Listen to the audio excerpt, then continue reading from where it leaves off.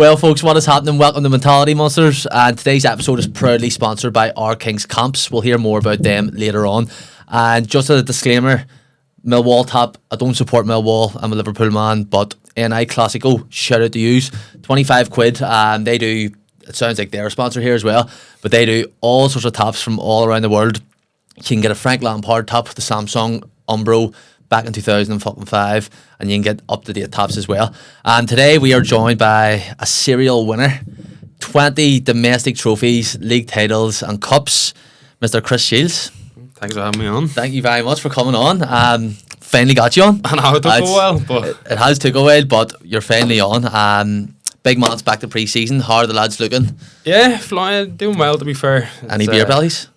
Just mine. Just yours? It gets harder for the old boys, but now the boys come back well. We've stuff to do in the off season yourself, so you try and give yourself a head start. But do you go away like anywhere, like over your holidays, anything like that? No, just trotting around Bangor. Just trotting kids around away Bangor. on holiday, a few trips down to see friends in Dublin and stuff, but nothing Unreal. I'm not like Marcus Rashford going to Dubai and doing these training camps and all. Speaking of someone, Rory Hale, the man, like that man is away everywhere. Shout out to Raz. Fucking hell, that man is traveling the world. Jamie Robinson as well. That's another guy. Like I call him Mr. Worldwide. He is everywhere. He's everywhere but here. That's because he had the pitbull haircut before he got the hair done. He's out showing it off. But bro, if you want to take us back to the very start of your journey, where you're from and what your upbringing was like. From Clondalk and in Dublin, like we were talking before. Everyone thinks I'm from Dundalk, but I'm not. I was just there that long. From Clondalk and West Dublin. Very good upbringing. My man and dad worked hard to give me and me two brothers and we wanted really. You'd love to be telling story like, I had nothing. I had to play football to make it, but now my man and dad, brilliant supporters, and aunt and me and me two brothers done. Like we didn't, I say to people, like myself and my older brother hadn't really picked the most ordinary career paths. Like what I've done in my career is kind of, I've never seen it coming, but my brother is a script writer as well. So they're not the most stable a job, and he's become quite successful in recent years writing films and stuff. Really? So you don't do that without support of a good family life, 100%. and they were brilliant for us. Like growing up, just always playing football. You know, you don't see it as much nowadays, but there's a green out the front, and when I wasn't playing with my friends, you were still like trying to score goals in your garden gate and all stuff like that. Probably last of a generation of that, but that was basically all my childhood, and then playing St. Francis schoolboy, Round Towers, GAA, right up until I was like 18, and then had to give up the gap to go professional with Bray Wanderers at the time. I think you hear a lot of that there, just like down south, that you have to choose between one. There's a lot of people up here as well, and Mark, like who plays for you, like he played for Antrim. Oh, Fitzy, yeah. Fitzy, he played for Antrim, and then I had to kind of choose one or the other. Were you like football or hurling? Football, Gaelic football and hurling. Well, I'm very good hurler. Like hurling is a warrior sport. Too many wraps around the shins. 100%. Enjoyed. I loved playing right up until my second year in minor, and then I had to choose it. But like that was my weekends. That was Saturday would have had a GA match. Sunday would have had a football match.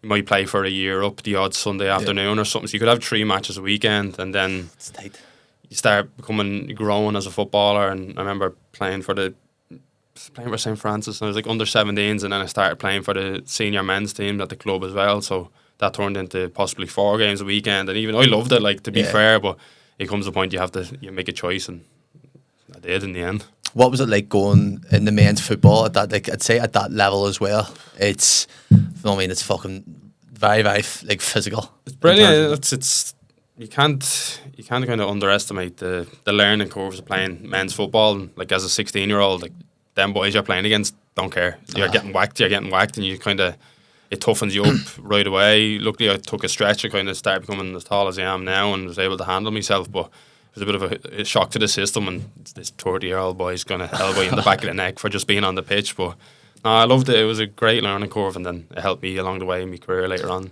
What do you think is a more challenging sport in terms of the physicality, just the technique, Gaelic or soccer? So I'd say soccer's more skillful, but the athleticism in Ghana now has gone through the roof. Even like that's I'm talking about in 2007, 2008. It's even changed now. Like the physical demands of Ghana players, which is deemed an amateur sport, but what they demand of the players, and the players get very little back unless you're the top players and you're getting your cars, your sponsorship and stuff like that. But no, soccer, like football as a skill, is far superior. Like controlling a ball or like picking a ball 70 yards, you have to take it down on the run. You can't catch it and run. Like now, I'm not saying guys not skilled, but it's definitely more physically demanding. But there's more skill in football. Like, were you always working towards football? Because especially in like say in the north and south, playing football, it doesn't always just pay the bills. You need to have a mixer in there as well. Yeah, no, it just came about when I was playing for St Francis under 17s. That was the last of the underage groups. After that, at the time it was under 20s in League of Ireland, and Bray Wanderers came out and scooped up like 4 of our boys from St Francis under 17s, and look, that was your gateway. You go try and play for the under 20s. I was 17 at the time. Was made captain of the under 20s, and then your foot's kind of in the door, and you get a chance. You might train with the first team here and there. That was part time, but still, like, wasn't paying the bills. Like, luckily, that's what I say. My man and dad were brilliant. I think I remember my first contract at Bray was like 150 quid a week or something. Me and my friend Webby were on the same deal, and like we used to get paid in fivers from the receipts from the gates and stuff like that. And then you just, being that age, you just spend it on drink at a weekend, and then you have to get through like 50 quid during the week till you get to the other Friday and get your fivers again so you can go out again. Were you dedicated at that age to becoming a footballer, or was it just like, oh fuck here, I'm playing with the lads basically? I was dedicated, but not to the extent where I didn't watch me die at that time. Now I loved the experience I had, because later on in my career I became more dedicated. But this, I always look back and say, I'm glad I enjoyed my time while I was kind of learning the trade. I was 18. I was playing every week for Bray. Now we were near the bottom of the table, but like I was happy enough playing every week. I was fit as a fiddle, kind of as you are at 18. But you're just kind of, at the time we used to play Friday nights. You'd be off Saturday and you'd be in Sunday morning. So every weekend, for a part-time club, like, so if you're out on a Saturday, that was it. Every Friday, there used to be drink deals on back in Dundalk, so it used to be like 4 for 4 Fridays in the local nightclub Diva. So you had your Friday planned. If you're playing Dublin or playing Bray, straight home, straight to Diva. Then Saturday, you might go out, and then you have to try and hide your hangover on the Sunday. And then there was $2.50 a drink in the Plaza in Tala, and you'd be there every Sunday. And then you had training the Monday evening, and you had to try and hide your hangover again. So doing that at a young age, I loved doing it, but jeez, it wasn't sustainable. Like, you end up playing against Sligo in your first game for Bray, like senior game, 2-0 defeat. What was that like? Just because, like, obviously you've played for St Francis and you've played senior, like, for them. But what's it like playing League of Ireland's like senior level as a young person? It was good. Now it was a kind of a culture shock. That night we were safe playing for Bray. I was on the bench the week before, didn't get on, and then it was kind of a dead rubber match for us. But Sligo, if Sligo won, they got into Europe that night. So the Sligo showground's a nice little ground, and it was packed to the rafters. So that was my kind of fort. Like, Bray's a small ground, it's a great little club to be fair, but you go to Sligo and you see the place packed. They're going mad if they score. It was brilliant. I got on. I think we were 2-0 down. I got on, but I was buzzing. I was only 17. Unreal. But then we were staying over and going out. So I had to. I remember I had to go. I was still in 6th year. No, I just finished 6th year in school, and I had to go to a fella that looked like me in my old school and give him 20 quid to borrow his passport so I could go out with the lads in Sligo that night. I remember 20 quid back then too. I know. That was. Sure, what's that? That was like nearly a fifth of my wage at the time. Oh, Jesus. So I remember getting his passport and just like kind of walking up to the door. I think I had like jeans and like no black dress shoes on to make sure like he's not 17, he has shoes on. And then like looking at the bouncer, and he gave me the nod to go in with the lads, and like you think it's the best thing ever. Yeah. You're trying to impress the lads, thinking showing you can drink or whatever, but. No, that was brilliant. I know. I remember the bus going home the next day.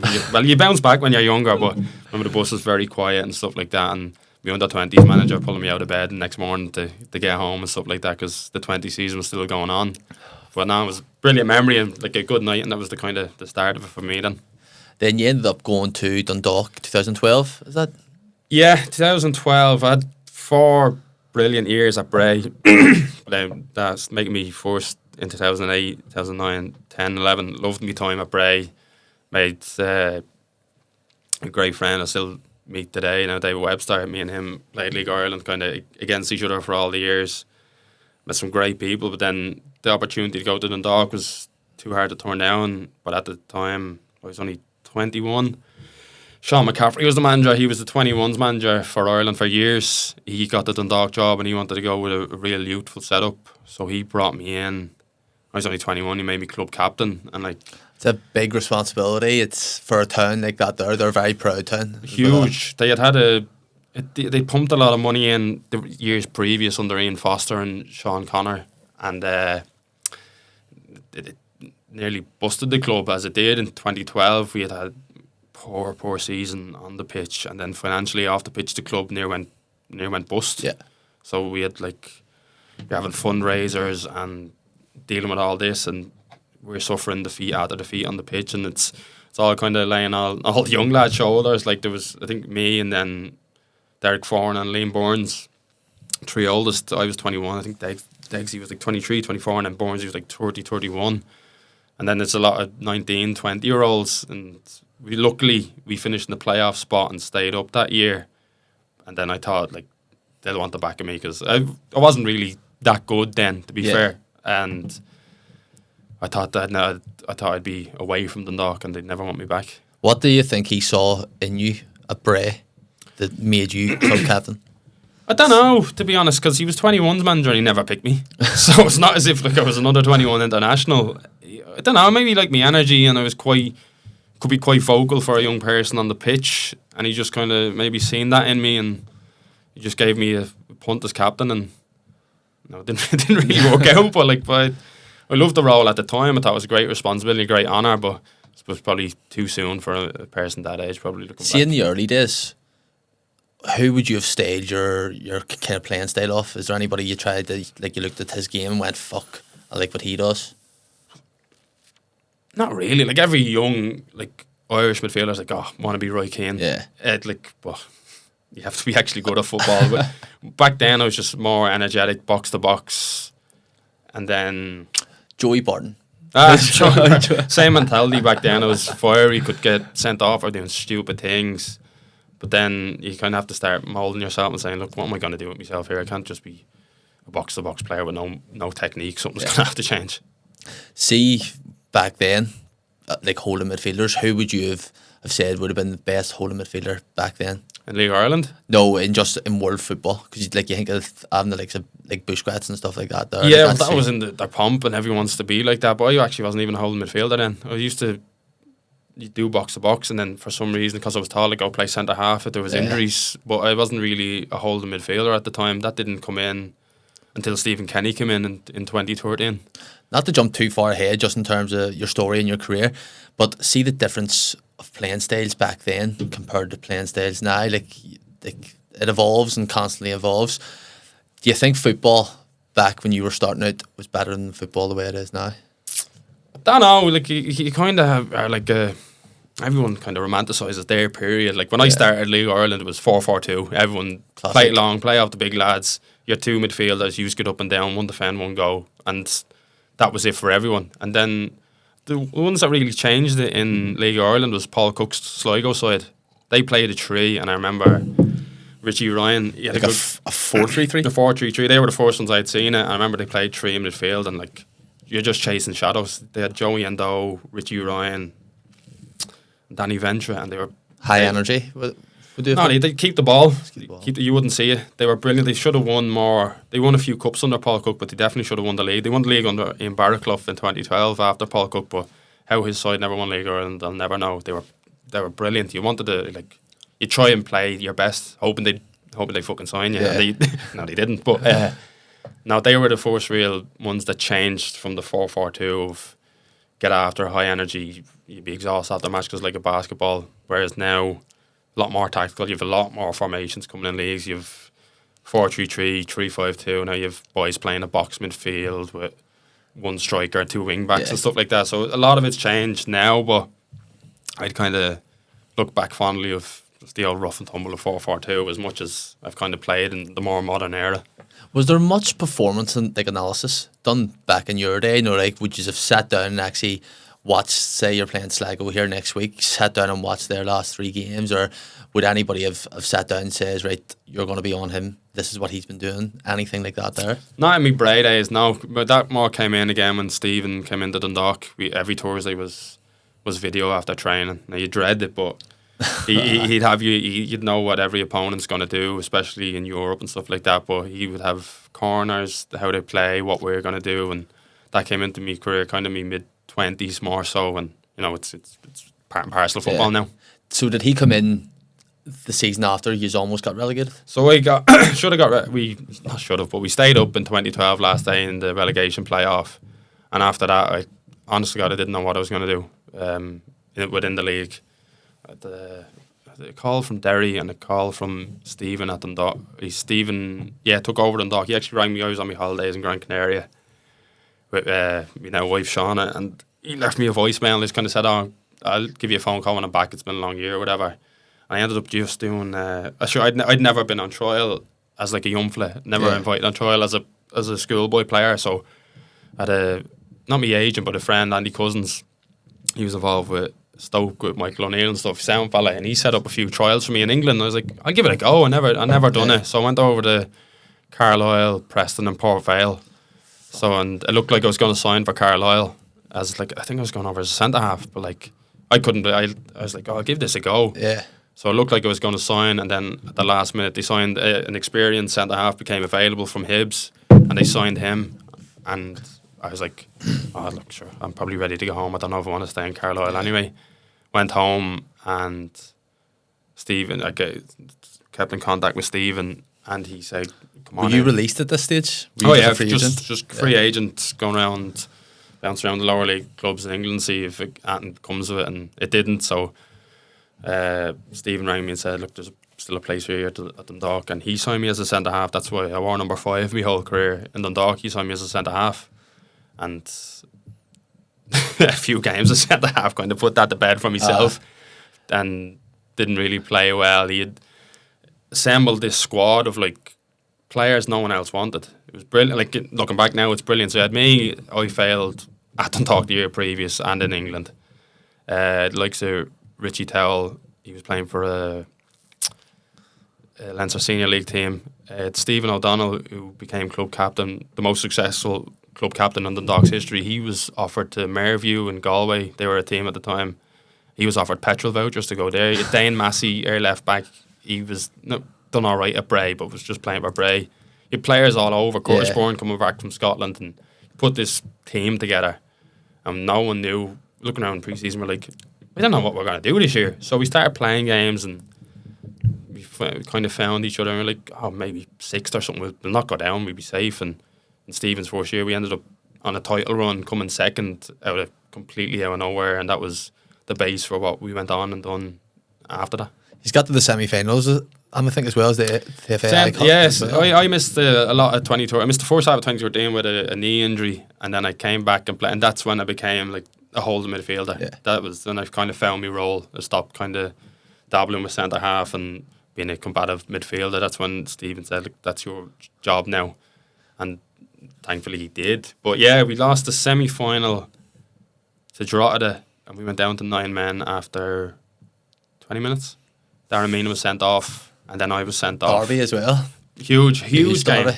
They beat us 1-0 from the penalty I gave away. I was sent off. Like, I shouldn't have been sent off, but it was probably a penalty. But like I remember, like the place erupted. Stephen was contemplating taking us off the pitch, and it was mental. Was this year down in Drogheda? In Drogheda, yeah. And we had a brilliant year, and this was like the shining light, because I think we were still within a chance of in the league, but this was like our semi-final against Drogheda, and we'd beaten them. Well, I think we'd beaten them a few times that year, so we fancied ourselves, and after about 15, 20 minutes, we were down to 9 men, and uphill struggle. Yeah, I never knew how much of it was a big derby until I went. I work in Dundalk, so yeah, like it's everything down there. To some brilliant. People, like, it's a kind of underestimated derby, and you know, Drogheda find themselves. It's switched now. Drogheda find themselves in a much better position than Dundalk, but for years. We were, The fans are class, the pyro and all. Brilliant, yeah. Everything they do. I think it is a really good derby. It's one of the main ones outside Dublin because there's so many Dublin teams, but rather than Dundalk, especially in United Park because it's real tight. Away ends absolutely rammed, home ends rammed, tight pitch. It's hell for leather. Like, it's really good. See, when Stephen first came in, what was his message like to use at the very start of the season compared to he's finished second and he's got the semi-finals of the FAI Cup? Was there much of a change, like instilling belief into you? Like, you hear Jurgen Klopp, he came in and says, I'm going to change this from doubters to believers. Did Stephen Kenny come in with anything like that? Yeah, he kind of did. He kind of came in and said, like, yous are the unwanted. He kind of went there. He rambled off what I just said there. He pointed at such and such and said, they didn't want you. You're here with us. They didn't want you. So yous have points to prove. Then belief builds throughout the year. We went on an incredible run of winning games that no one seen coming. And then because Stephen, how he is as a manager, like he's a very successful manager. He's the most successful manager in League Ireland history and brilliant manager. He was dejected at the end of the year that we hadn't won something. Yeah. But he would see it as a slight success because we got Europe and that probably wasn't on the timeline for another 2 seasons. Yeah. So that was a building block to start with. He wasn't too harsh, but he such a character. He would have liked us to win something. The year after you end up winning the league, was it? That was it. Our first league. We won the League Cup. Won the league that year, and like, you couldn't write the script. It was ourselves in Cork. Many of the bookies' favourites at the start of the year was Shamrock Rovers and St Pat's. Pat's had won it the year before, and Shamrock Rovers were always kind of heavily backed. And ourselves in Cork broke away from everyone right throughout the year. We beat Shamrock Rovers in a League Cup final in Oriel Park. That gives you the taste. That was my first thing I ever won. Like a good start for the group. First of many. I didn't see that coming, but yeah, we won the League Cup, and then we had built up a lead, but it got pegged back. And such was the way that the fixtures were at the start of the year. We played Cork at home on the last day of the season, and we had led all year until the week before. They went a point ahead of us, so they were top going into the last day. But we had them in Oriel Park the last day of the season, and it was packed. You had the temporary stand behind the goal. Place was wedged down, like such a small town. It's just such a small town, a football town. Like, everything leading up to it was like it was tense and flags out. They love their flags and everything up. Flags, everything, schools, everything. It was brilliant. Like, I remember we had a share house at the time. It was myself, Stephen O'Donnell, Rory Higgins, now manager Coleraine, Darrell Horgan, and John Mountney. So the 5 of us lived in a house in Dundalk, and like, we're all awake at 7 a.m. The match isn't until 7:45, so you're trying to kill the day to get to there. And it was brilliant. We went. I think I started the game, but came off after like 10 minutes. A knee injury. Some boy came through my knee, buckled, as spraining my ligament. I remember walking off in tears, like, because you're waiting all year for this, and you'd build yourself up for it. And I remember Rory Higgins came on. He was brilliant. I think he got man of the match that night. And just watching on the bench, they needed a draw. It was 0-0 at half time, and then Stevie O'Donnell, who'd done his cruciate that year, had only come back 3 games before, club captain, scores to put us 1 up, and fucking place erupts. Absolutely brilliant. And then you're sitting on a knife's edge the rest of the game. I'm a nervous watcher when I'm not involved, so you're just like hiding under your jacket. And then Brian Gartland scored late on to put it 2, and it was fucking party. It was so good. That was probably my favourite title I've won, and it fell on the October bank holiday weekend. So it was like Friday, Saturday, Sunday, Monday, and we had no cup final, so we could proper enjoy it. It was unbelievable. Did you stay in Dundalk for that one? Stayed in Dundalk Friday night. My best mate Hutch from home, he came up. He ended up staying the weekend and all.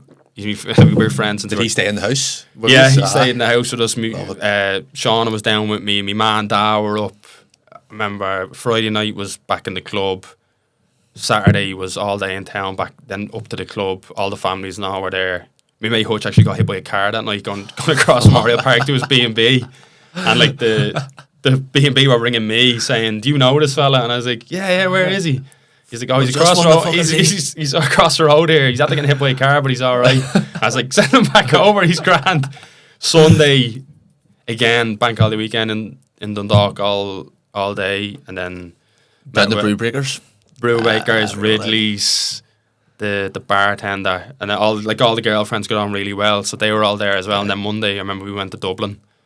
I was train down some crack. They put us in first class because all the train lads were Dundalk fans. Straight down into that. I remember Pa Hope and Mark Griffin stayed in my mask after Dundalk, and we got fucked out of the taxi in Dolphins Barn and all, and had to try and get home. It was fucking brilliant. One of the best weekends of my life. Like, if you love the thrill of winning big, then you need to check out our Kings Competitions, the UK and Ireland's top spot for incredible praise competitions. They're giving you the chance to win luxury cars, dream holidays, top tech, and even life-changing cash prizes, all for a fraction of the cost. And what's the best part of this? Entering is super easy, so you just need to go on, select your competition, grab your tickets, and then you're in for a shot at winning big.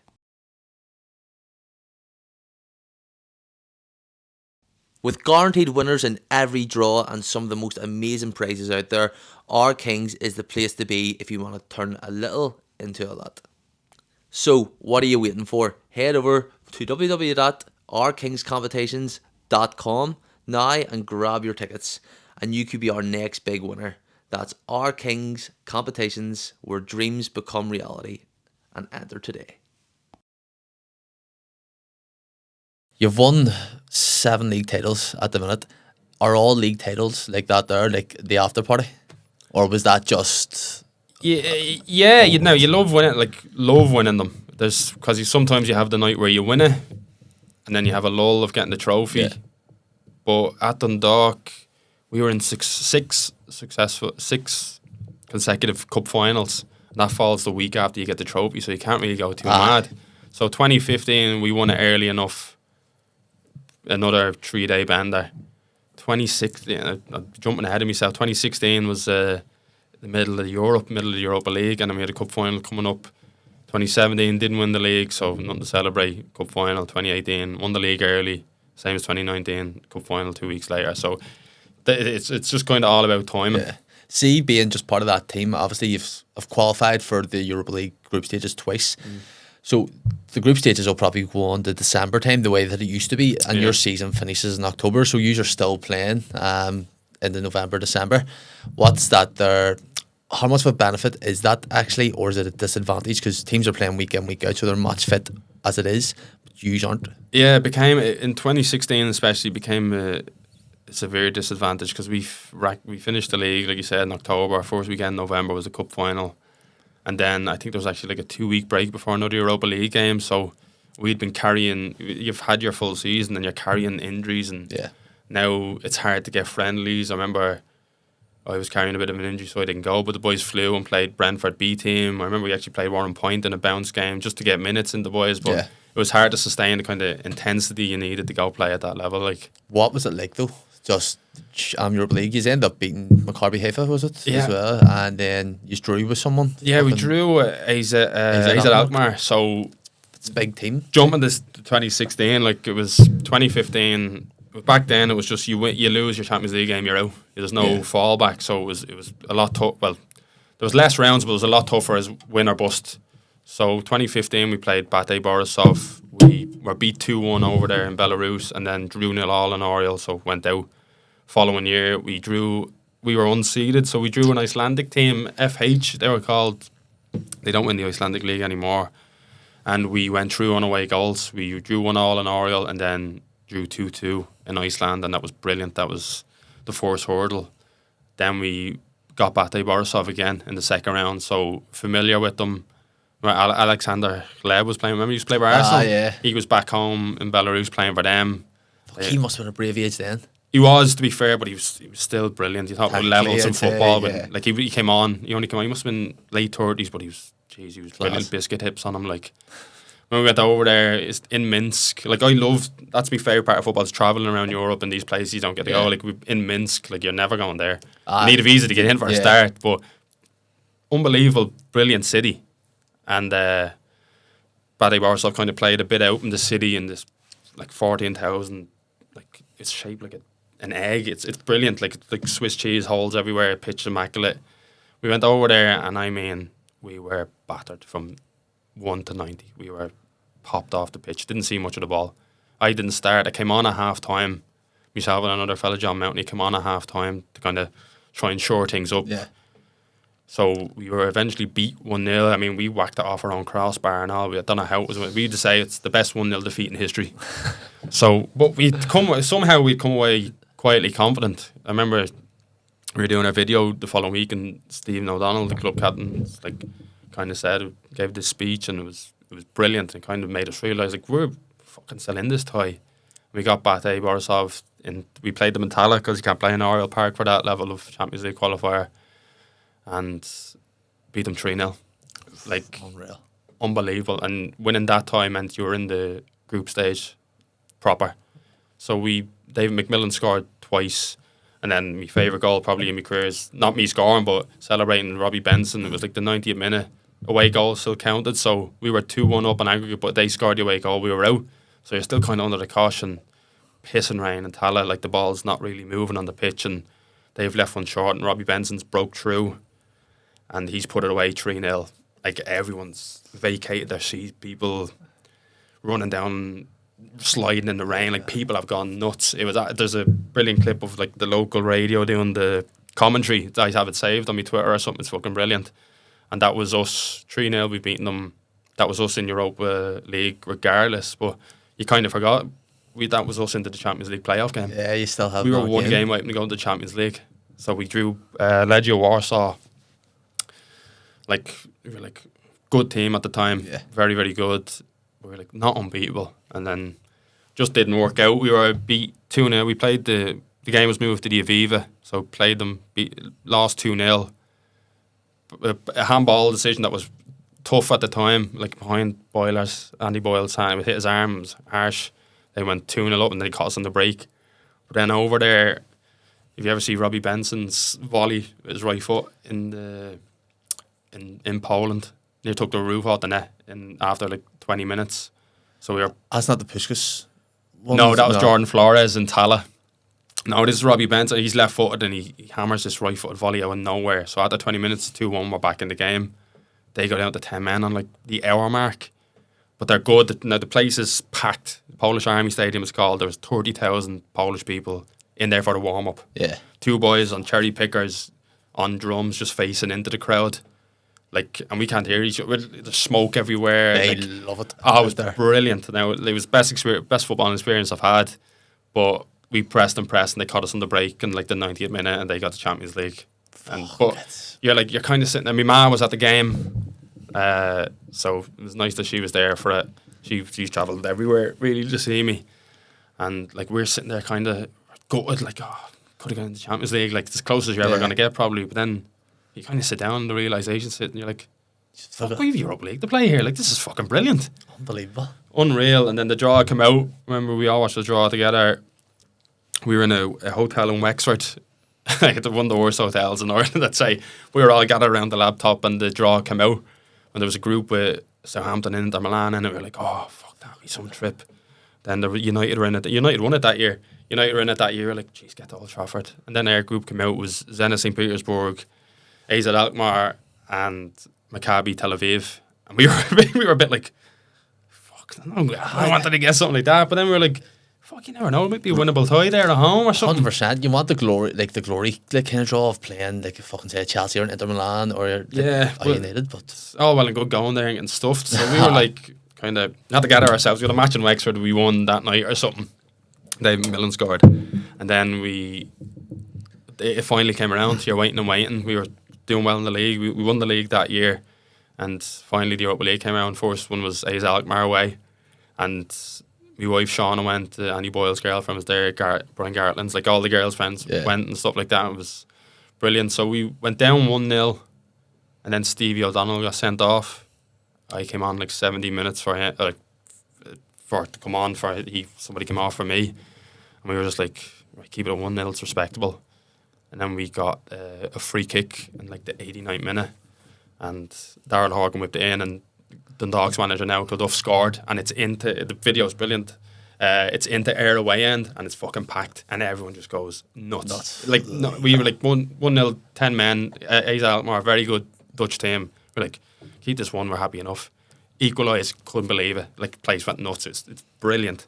And then fucking board went up. It was like 9 minutes at a time because their keeper had knocked out one of their players on their goal. Actually, your man scored a header, but Gary Rogers took the chin out him, and there was like a 10-minute wait. You had to be stretched off, and he woke up like the next day. It was fucking scary. Like the anxiety be hanging out. We had 9 minutes. Oh my god! I mean, we sat in the box. Our boys were just getting hit with the ball. There was like, you're going down, trying to hold on. You're trying to break. You're trying to do this and that. It was brilliant. And then the final whistle blew, and you think the brilliant result. It was the first point a club ever got in the European phase, because Shamrock Rovers had been there but were beat every game. Now it's changed now, obviously, but we were the first ones to get a point in the group phase, and then that gave us some belief. I remember Tel Aviv were coming 2 weeks later, we're like, jeez, we could fucking beat this. And then it did that night again. The manager now, Dundalk scored, and we was that the first 2 matches of the group first stages? 2 matches we were 4 sitting points. We were sitting level top with Zenit St Petersburg after 2 games, 4 points each. And we had them at home, and we were thinking to ourselves like, fuck it, give it a go. That happened again. We went, Zenit came to Tala. We played our matches in Tala. We fucking nil all at half time, playing well. Axel Witsel was playing for them. Big Zubra, the Russian striker, was playing for them. Akinfeev. Zorkic, remember he used to play with Chelsea left back? Is that his name? They had all Russian. Javi Garcia, who was at City, he was playing centre half of them. They had the Russian right back at the time. No, Hulk had gone by then. But the star-studded team, and it was 0-0 at half time. And then after start of the second half, we went 1-0 up. Robbie Benson scored, and like place erupted again. And we're thinking, we can't fucking do this. We were right in the game, and then keeper made a mistake on like 70 minutes, and then their quality just kicked in. They went 2-1 up. It was probably a harsh 2-1. We hit the post at 1-0 up. Dave Massey hit the post with a header, and then we were cursing ourselves after the match, saying we should have got something from Zenit. Then the league ended, and then it killed their momentum. It's I know I'm talking a lot there, but no, that there's like saying you think about it, like just because the league ended, the momentum. And how did you stay fit? Like how did you were you doing like double sessions, or were you not trying to overkill it?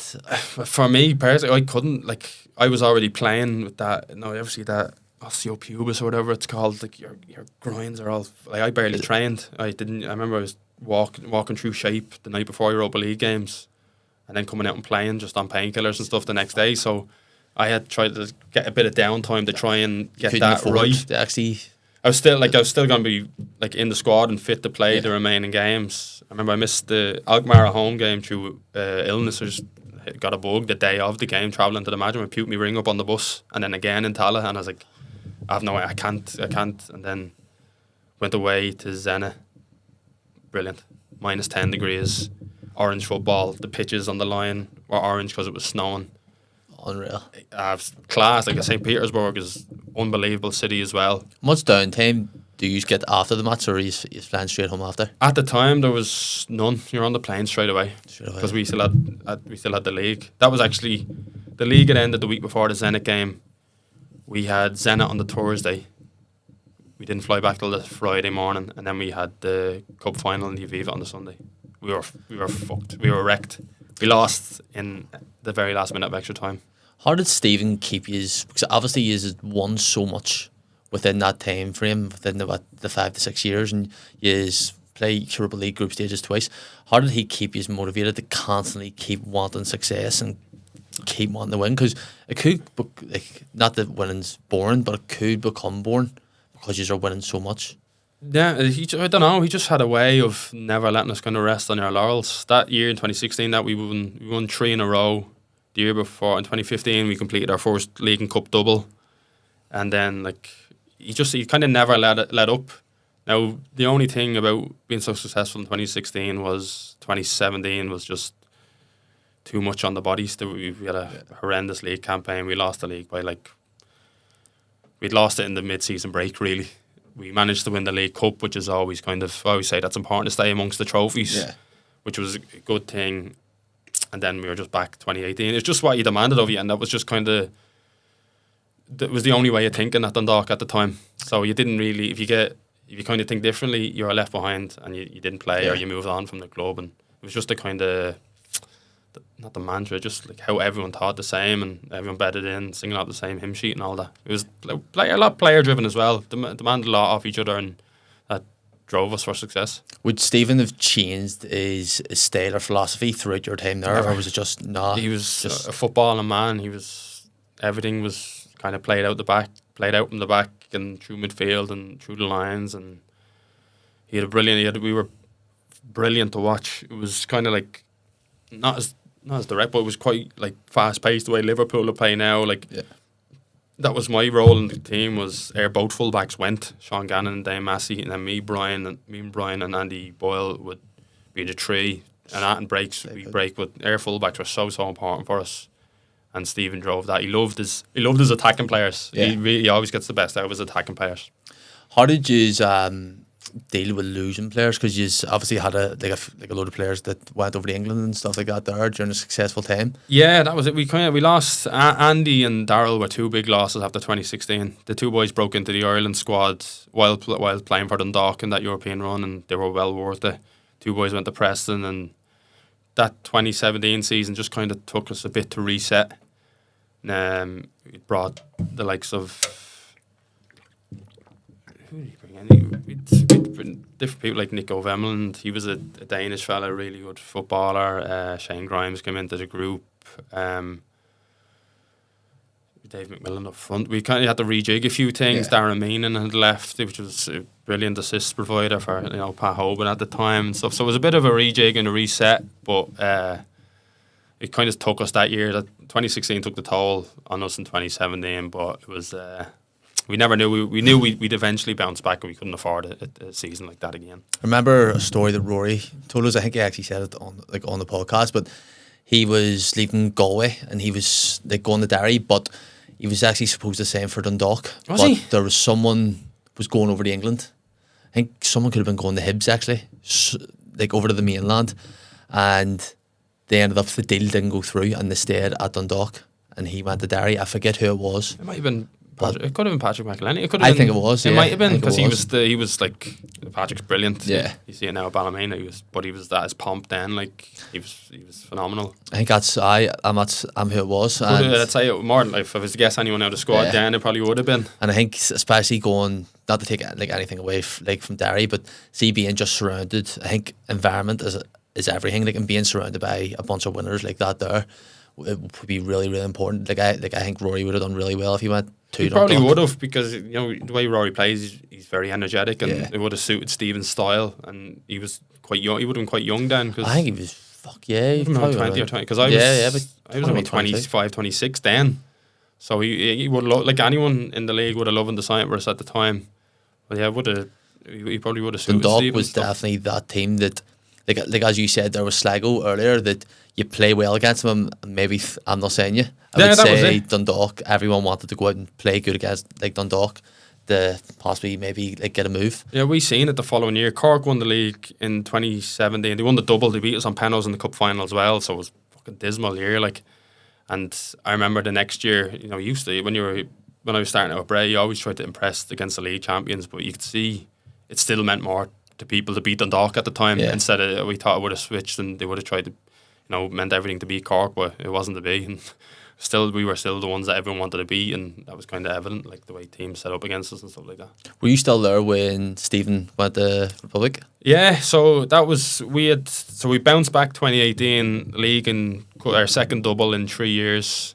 Should have won the domestic treble, but we didn't. And Cove beat us in the semi-final League Cup, and kind of a bit of a regret in my career not doing that. But League and Cup double, we were far the superior team in the league, and it was back to normal. But then I remember just sitting in my gaff in Bangor, and I think it was, I don't remember who phoned me. It might have been Rory Higgins, and he just said, Stephen's gone, so he's taking over the 21s because he's going to be the senior manager.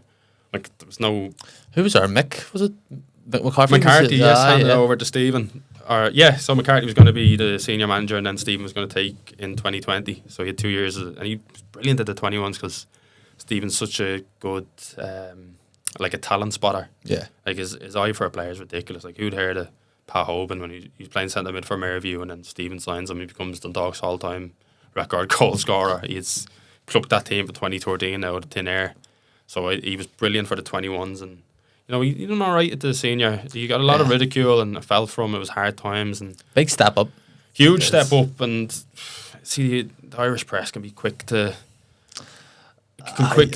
go on, get on the manager's back, and I've always found like Ireland fans can be like that as well. They just want the party time in these big tournaments. Yeah, we want to get to the big tournaments, but Stephen always seen the bigger picture of the whole philosophy of the Irish setup. It needed to change. It needed from the ground up, and he was trying to do that, and kind of probably a bit of pushback. And look, he done well. I think Stephen done well, and he brought some good players through that are still in the international setup now.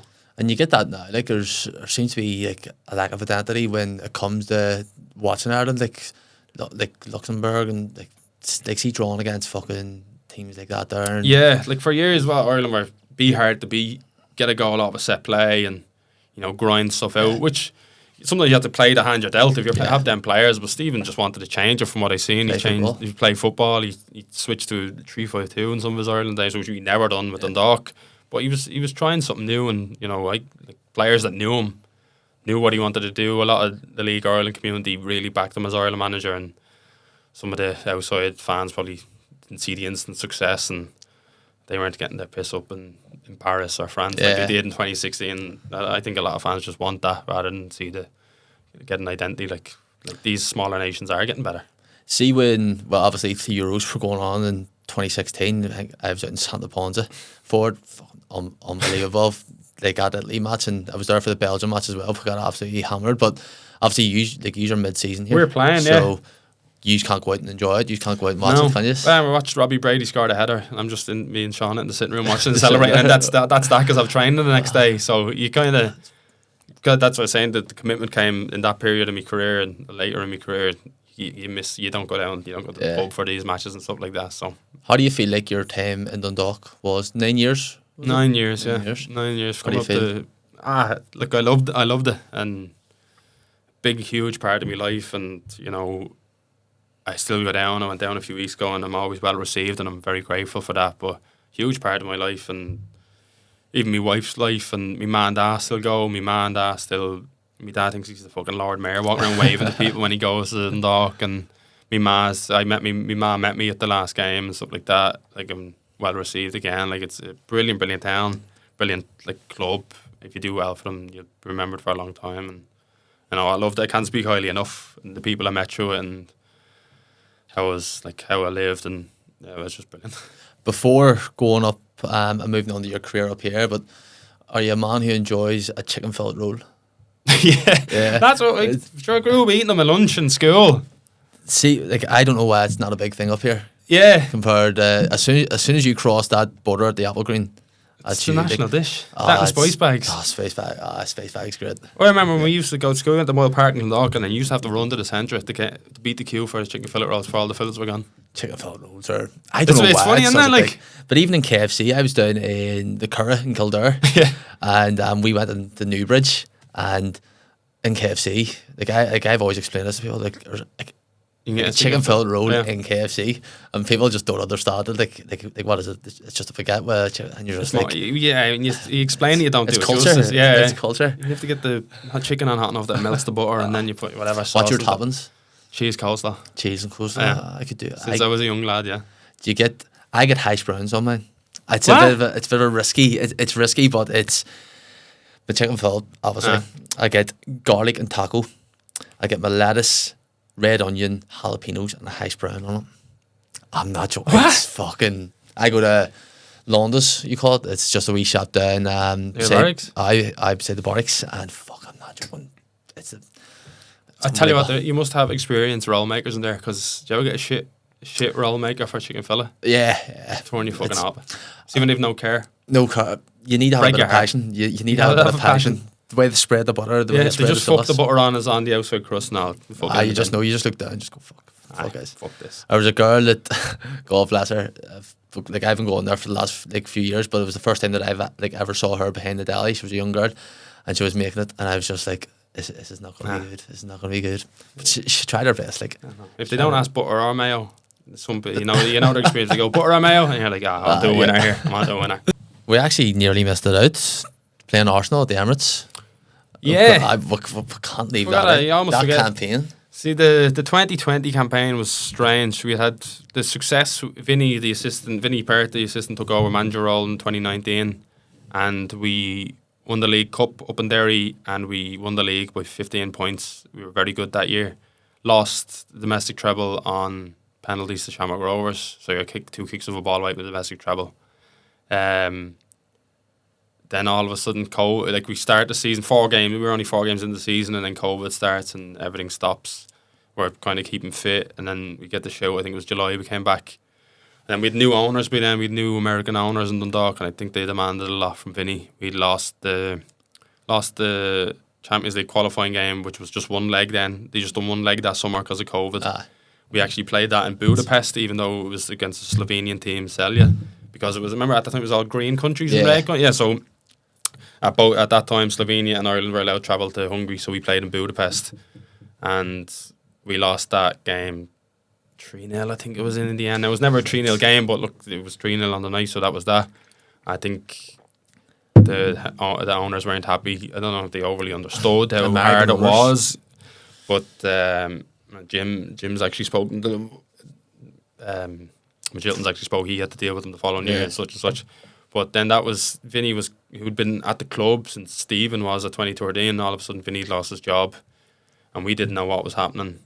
Then all of a sudden, these two Italian coaches who were running an academy in New York were given the job, and we were like, we'd never heard them. They weren't involved in senior football, and we were skeptical, and a bit of panic kind of set in amongst the players, like what's happening and is this going to work? And there was word of like double sessions and like you're going to be in all the time because Italians are quite meticulous. We were all panicking and saying what's fucking happening. And then Filippo Giovagnoli and his assistant as well came in. They were brilliant. They kind of just calmed down. They came in and we're like, now we're stabilised it all. We was like, we're all family. And you're like, and at the time I was club captain. Then I went into the office and said, look, on behalf of the players, he's like, you're captain going forward still and stuff like that. And we struck up a great relationship, really. But we were still in the unknown. The league, we had a bad league campaign that year. It was only 20 games. Rovers won the league. We actually only came third, which was the first time in about 7-8 years that we came outside the top 2. But this fucking remarkable, because it was one leg in Europe, like I always say, in Europe, you need a scalp and you need a lot of luck in Europe. So that we were beat by that Celje team, and then we dropped into the Europa League. There was no Conference League then. So we played the Andorran, it was all Champions Pass, so you played league winners. So we drew the Andorran champions away in one leg. We were like, winnable. Yeah. Went away, 1-1-0. Rough out. We could have lost it. No, the referee was horrendous, but that we got through anyway. And then we drew Sheriff of Moldova. They were in the Champions League there the following year. They played Madrid the following year. It's in Tiraspol. It's like its own independent state within Moldova. It's brilliant. Actually, a brilliant read. The people, who was it? Lads, robbed gold off the Soviet Union and set up this state that still considered itself quite communist and belonging to the old USSR. I've saw it online. Yeah. I've saw like a wee documentary about them. Brilliant. So we landed in Moldova, and then we had to go through this army checkpoint to get in Tiraspol. So it was like you're never going to see that. So we're like, this is fucking brilliant. So staying in these proper USSR hotel, box TV, no channels, outside's quite rough. The old square cars are going around and all. So it was brilliant to see that. And then you go to this team, Sheriff is their team, and it's the best of facilities. There's 2 stadiums. There's a running track and a training ground and a hotel where all the players stay. So they had a lot of internationals there. Some Africans there, some like Kazakh boys, some Azerbaijanis, Spanish, 1 or 2. Like really, really good team at the time. They expected to beat us, and I don't know if we expected too much from the game, but we drew 1-1. We went down 1-0, and then Sean Murray, who played with the Glens, is now playing for Cork. He scored the equaliser, and we got it to penalties. And yeah, Gary Rogers saved like the second, keeper saved the second penalty and came right down to the last penalty, which was me. and I scored it, and then it was like brilliant, like Better. unbelievable. Like no one there, obviously, Yeah. and everyone in masks and all, but we're all fucking buzzing, and like Breathing on each other and all. we were like, oh, it was between, we knew that we were going to get the Georgian champions, the Bilsi, or the Faroese champions. We were like, oh, the Georgians will stuff them. And we got inside, and the Faroe Islands lads had beat the Georgians. We were like, play off with the Faroe Island champs. We fancied ourselves now. I remember that sheriff team wouldn't let us out of the ground because they said 2 towels were missing from the change room. They accused their physio of robbing 2 towels, wouldn't let us out. Like security were like searching the bus for towels. They took the defeat that bad. That's how bad it was for them to be beaten by us. Their players would have been on mega money, and that's them out of Europe. So they were like, eventually let us go, and we got a charter home and all. And I actually was suspended for the playoff game. It was moved to the Aviva, again, empty. And the boys beat the Faroese champion Caine. They Key Klasnik. No, they actually done well in the Conference League 2 years ago. Nah, fuck, I can't remember them. We ended up playing them, beat them 3-1 into the Conference League, or into the Europa League again, like twice in 4 years. Never thought this would happen to mine the first time. And then all of a sudden we're fucking looking around Dundalk, who's going to let us into the bar, because everywhere was closed. And then all of a sudden we got word you can get in the back door here if nobody says anything. So we were in there till all hours, wake up the next morning still steaming, up to the ground, watch the draw, and it came out Arsenal, Rapid Vienna, and Arsenal, Rapid Vienna. Who the fuck else did we play? Molde or something? Yeah, Was Molde, it? sorry. Yeah, Molde. And yeah, that was it. No one there. Now, harsh, no one was there, but that's what it was. There's like 200 people at the away game in Molde. Now, didn't win a game that time, but we should have. But again, highlight, as you said. Did the Italians approach this group stage different than what Kenny did? No, they weren't say stay in the shape and try and get out of the game. They wanted us to express ourselves, and the thing was, Filippo didn't have his pro license, so he wasn't meant to be on the sideline, but he was actually, because no one's in the ground, he's actually caught, they call the shadow coaching. So Shane Keegan is the pro license holder, and Filippo was behind him kind of giving out instructions. Yeah. And he got a massive fine, like 40 grand fine or something. That's So it was Did the club harsh. pay that? I think they do. I think if you take it out of If you're getting the European money, money, but like I said, it's 40 grand gone. Obviously, it's not a great look. But at the time, it was just harsh on Filippo because he'd done so well for us to get there, and we were all right behind him. That happens to Will still. Yeah, No, it stuff did like happen, that. Yeah. So then, like I said, I've started in Arsenal. Like I was ashamed because everyone would have been in London. Yeah. There would have been a sinner in Dundalk. Everyone's mad dad or sister would have been over. Would have been over, and like it's a nice moment. I was captain for that group stage run, so picked up a nice few jerseys and stuff after again. I have Granit Xhaka's jersey at home, and Mustafi. Now he wasn't great for Arsenal, but he still won the World Cup, so I have his jersey because he was Valencia. He was grand. He was grand. He was good. I always swapped with the captains after the games just because you'll not get the chance again. So I have them 2 jerseys, and I don't know what I'll do with them, but I have them anyway. You have them. Do you have, see, because you do have so many medals and you've obviously got shirts from different players, do you have your own wee kind of wee area for it all, or just does Shauna say nah? No, she's nothing like that, that because the only thing I have hung up in the gaff is Dundalk presented me with a big huge frame on my last game. It had all me what I'd won,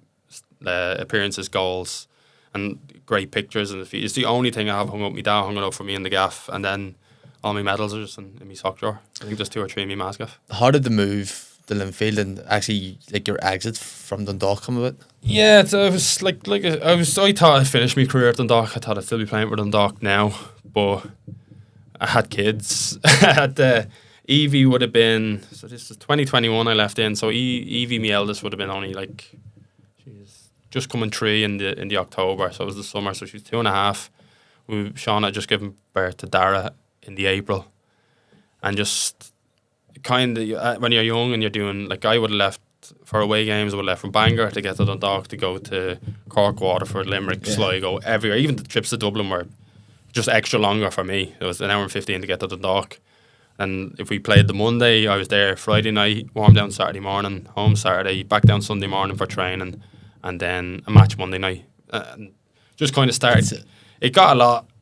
The club wasn't what it was when Stephen and the owners, the previous owners were there, the American owners were there. Things were changing. Jim was actually still in charge as interim manager when I left.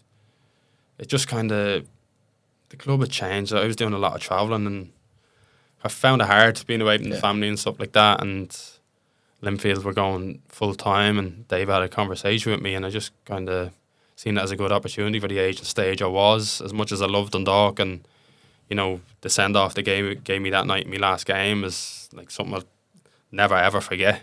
And the years I had there were brilliant, but it was just kind of for me personally and my family, and maybe just something for a change. Yeah. It just came at the right time. How were you received going into Linfield? Because obviously everyone here, like Linfield and Rangers back in the day, would have been teams that would have just predominantly been kind of players from, like a Protestant background. Yeah. And how did it feel going in just like as a Dubliner? Because I don't know if there would have been much Dubliners in the past that have played for Linfield, but was there anyone say anything to you, or is it just this player's a quality player, he's experienced player, he's coming in? That was it. No real problem, anything like that. Conor Pepper was there at the time. Pat Fenlon. He's Dublin as well. Yeah, Peps was Dublin. Pat Fenlon was general manager. Curtis Bourne had played for Linfield, and he played at Dundalk for me, or with me, and just kind of, I didn't really think of that side. I just thought of the football side of it, and like probably a small bit of pressure on myself going in as like a experienced player at this stage, and coming from a good Dundalk team and having a good career, and like I knew what the Linfield fans and what all the demands around Linfield are. So I was like, especially after beating them. And actually, I only played them in November, and I actually had a good game. We won the only ever United Union Cup to ever go ahead. It was a good game in Windsor, 1-1, and then we duffed them 6-0 in Oriel. But I'd probably say it was changes. Like it was hard. It was a hard time, and we were finishing, and Linfield were still like coming around a busy Christmas period. But we were good, and I'd kind of seen David around Bangor, and I'd know him to say, and my wife's friend lives next door to him and stuff. So I'd kind of seen him around, and then he brought me in, and I just said like I'd never worried about anything else as long as I play well. I think I would be, and like how committed I can be for any team I play for. I think I'd be grand, and that was the case. But I learned very quickly the demand for success. Yeah, and you have to be able to handle it, and the mentality it's huge. It can eat players up. I've seen good players go there and not work out. Like Curtis Bourne's probably one of the best technical players I've ever seen, striking of a ball left and right, and he probably went at a bad time, but it didn't really work out for him. I've seen players like Ross Caine had a good start to his Linfield career, and he was part of David's first league win, but never really kicked on, and I didn't want that to happen to me, so the onus was on me, and I've done all right so far. You must be the only player that, like, I don't know if you actually are, but you must be the only player that's won Player of the Season and League of Ireland and Player of the Season, Ulster Footballer of the Year up north. Do you think you? I don't know. You could be. See, the one I won down south is a bit. The real one's what I see. The real one down south is PFAI. I was up for it, and Mickey Duffy won it. It was like he deserved to win it, no qualms. And then I won the FAI one, which was still a nice one to win. That was a nice awards doing. It was on the telly and all. But so it is a Player of the Year. But I don't know if it's the Player of the Year. But then to win it up here in my first season was like always done the double as well. No, we just won the league that year. So, but I always pride myself on leagues to win. Like cups are brilliant and all that, but leagues are, especially in Linfield, your bread and butter. Yeah, it is. So I was happy to win that, and that was the lads' fourth in a row. So to pick up Player of the Year was just kind of nice on top of everything. Yeah. What's it like? Because I love speak. Like I spoke to Fuad about this as well, because he had a year at Bose. What's the quality like? What's the difference? The key difference between the League of Ireland and the Irish League? At the minute, it's like after COVID, everything started to kind of like accelerate. The league, I felt the Irish League was in the best place it was after COVID. The bigger crowds, more full-time teams. I think people were kind of starved of everything in COVID. So they're like, this is on our doorstep. We should be more involved in it. I think that's kind of...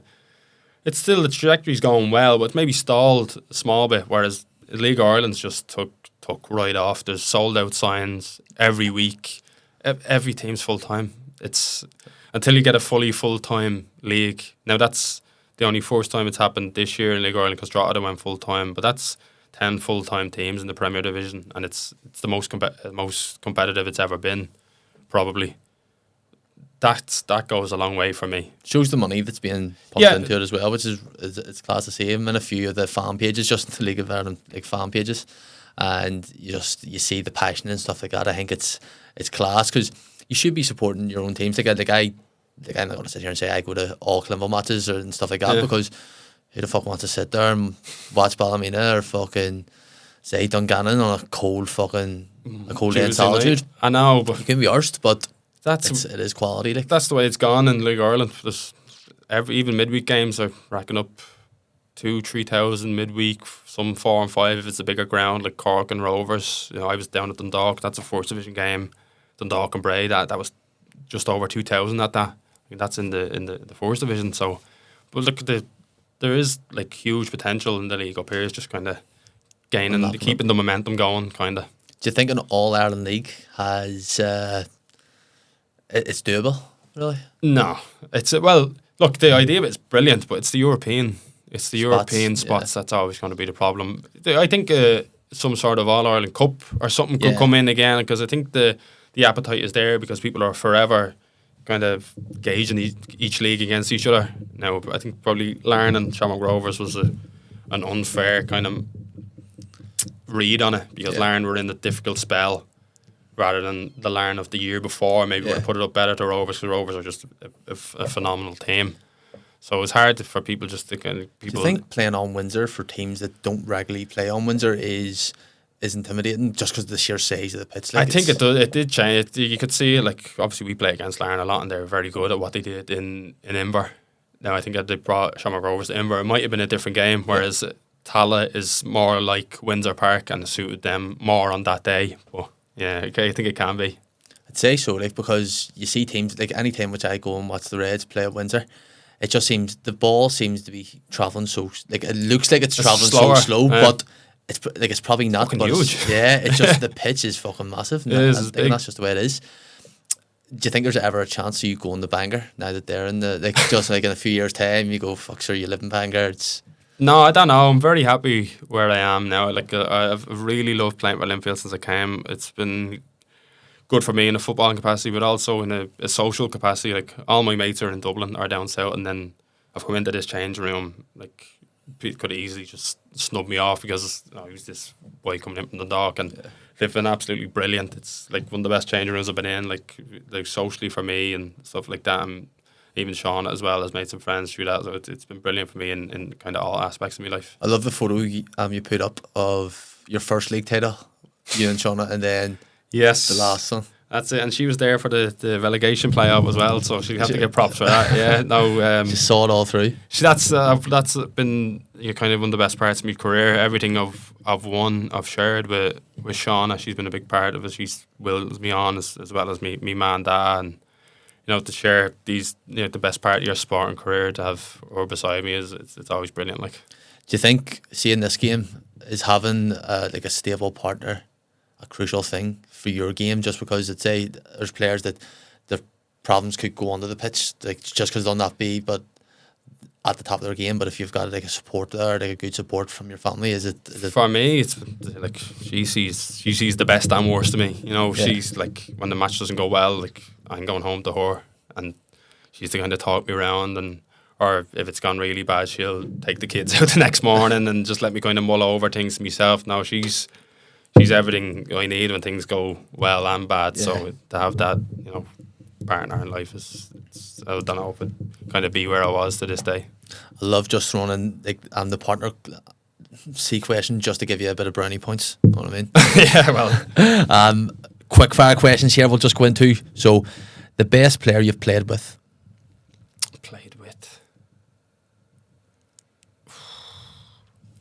I always... You can do Dundalk and you can do Linfield, like, if you want.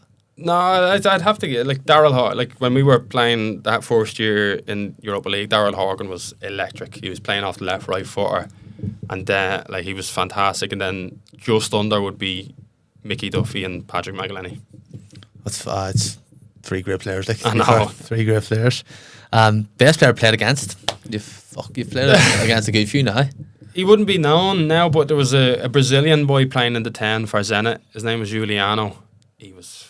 I don't think I've seen him over the 2 games I played against him. Like, just a ghost? Like, I'll just be like, he's there, and then I'd look up there and he's fucking anywhere but beside me. I think he finished like top scorer in the Europa League that year, but he was something I'd not come across. He was even in the cold in Russia, he was fucking brilliant. He went from there to Besiktas to back to Brazil and never really had a great European career, but yeah, he was probably the one that gave me the most problems. See that like 2013 to 2016, the Russian league, they had like who's that team where like Roberto Carlos went to and Atu and stuff went Angie to. Makel, Aye, they're not even in existence anymore. Aye, like that Russian league just got. It was kind of like the Saudi league now. The way the Saudi league is pumped in this much money, it's the way the Russian league was. Well, Zenit's back like then. the Monte Carlo of Russia. You want to see it? It's At St. brilliant. Petersburg. It's unbelievable. Be class. Like I think. Yeah, see, indeed. That's I'm a insane. big history fucking nerd. Like so, it used to be Leningrad. So I would have loved to have been there. It was brilliant. Best trainer at Linfield. Best trainer. You can say yourself, like if you want. Nah, some days I know I rarely miss training, but some days I'm fucking awful. Who's the best trainer? Carl McLean. Worst trainer.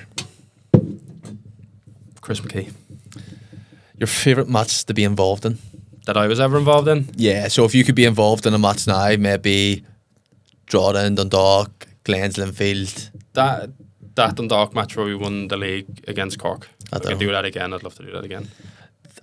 Well, I think you kind of answered this here, but we'll go with a different option here. So you're like toughest individual opponent, like a player that you would see like you face in, year out, and you just know you're going to be up for a tough game. In the Irish League? Yeah. Do you know who I didn't like playing against? I played centre half against Big Skinner Bradley. Big Owen Bradley, he ragdolled me. He's the strongest man I've ever met. I didn't know what was going on. I knew him from Derry GAA and I was like, geez, he's not going to be good here. I swear to God, he near fucked me across Mournview. The toughest team you've played against?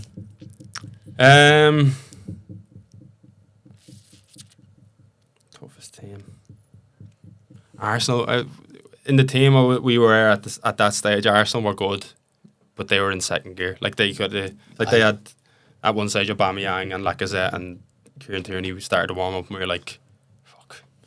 If they wanted to bait us 6 or 7 that night, they could bring them on."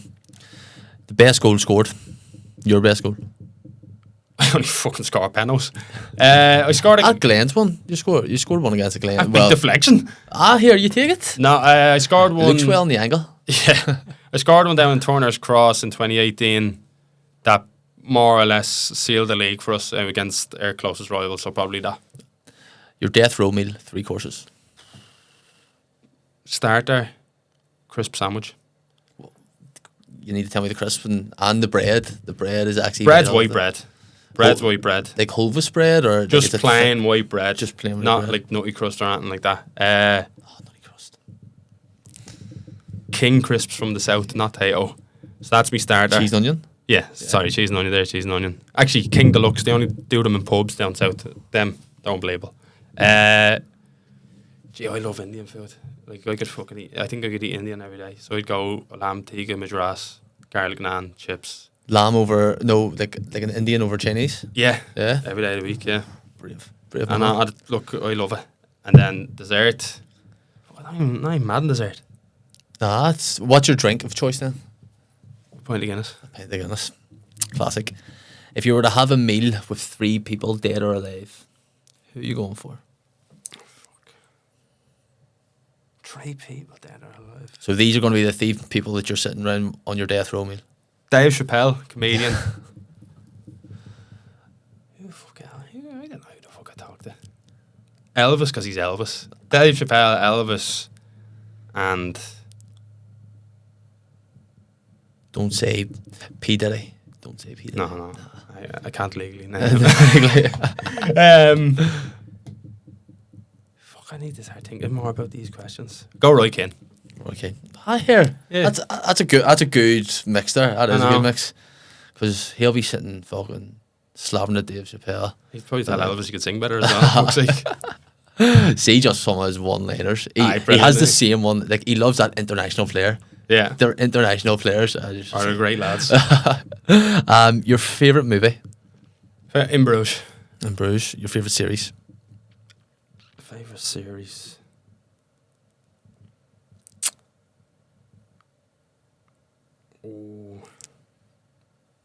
I liked Sons of Anarchy now. Sons of Anarchy was I know the good. acting wasn't great in it for a lot, but I liked it. I powered through that. That was The probably- Irish acting was terrible.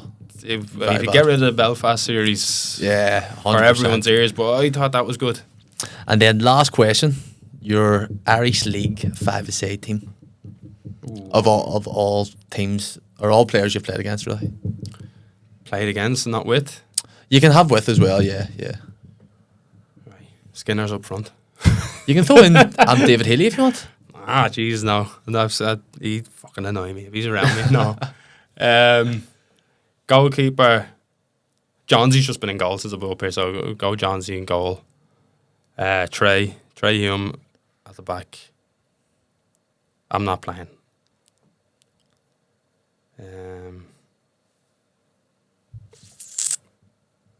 I'm just going players I played with. Cork Miller. You took the easy route. I know. Easy route. Too many. I'm trying to think. I couldn't even remember who was dead there for a minute, for fuck's sake. I go Johnsey in goal, Trey Hume, Cork, Mulgrew, obviously, and Big Fitzy. Big Fitz, eh?